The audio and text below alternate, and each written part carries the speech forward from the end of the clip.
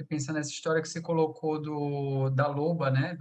Dessa a relação que o cara desenvolveu, e a partir daí mudou completamente a relação dele, né? De caçador Sim. para uma relação de intimidade ali, e de É. compaixão, né?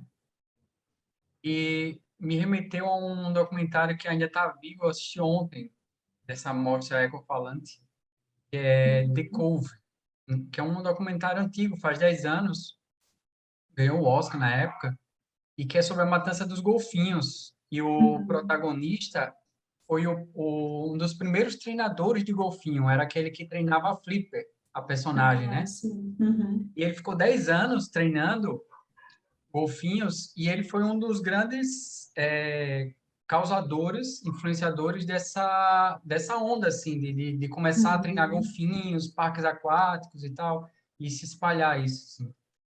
Depois de 10 anos, ele disse que a Flip, das golfinhos que ele treinava, morreu, se suicidou no colo dele.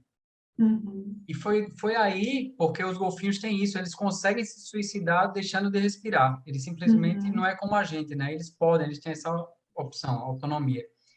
E ela se suicidou e ele entendeu que aquilo era porque ela estava em cativeiro. Uhum. E aquilo ali foi tão transformador que ele disse que no outro dia ele já estava soltando um golfinho em cativeiro, e foi a primeira prisão dele. E pelos próximos 35 anos, hoje ele é velhinho e ele se dedicando a isso, assim. Uhum. Tem uma parte que eu quero falar assim, quantas vezes você já foi preso? Aí ele falou, esse ano,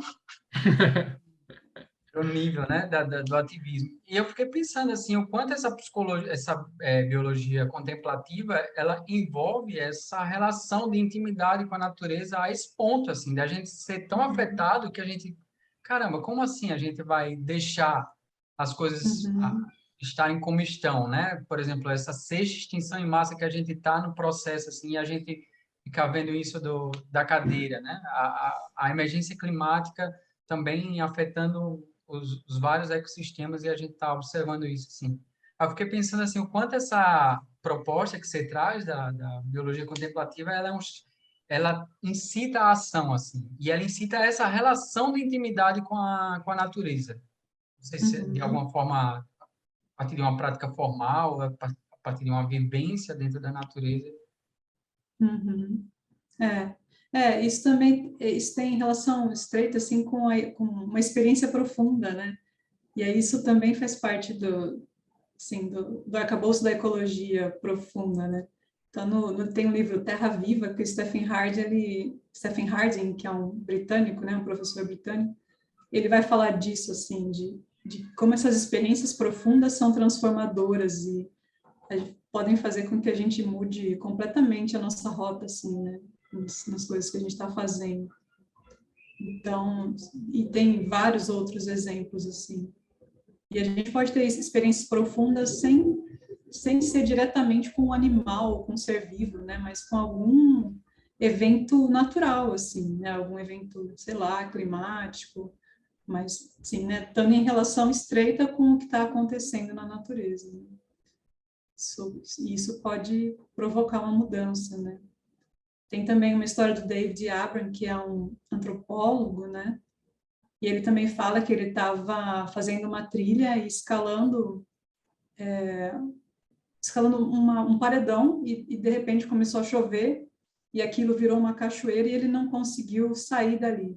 Ele se enfiou assim num buraco que tinha numa rocha e ele teve que passar a noite ali.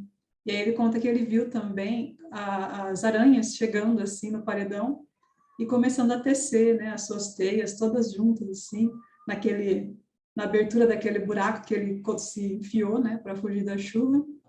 E ele ficou só observando aquilo assim, e ele disse que teve um insight também de como o próprio universo foi criado assim, né, só de observar o trabalho das aranhas tecendo os fios assim, né? Então, é isso, né? O quanto que a gente consegue ficar só observando, né, a natureza e vendo o que coemerge mesmo, né, com a gente, olhando para isso que é natural, né? A gente perdeu totalmente, eu acho, essa conexão.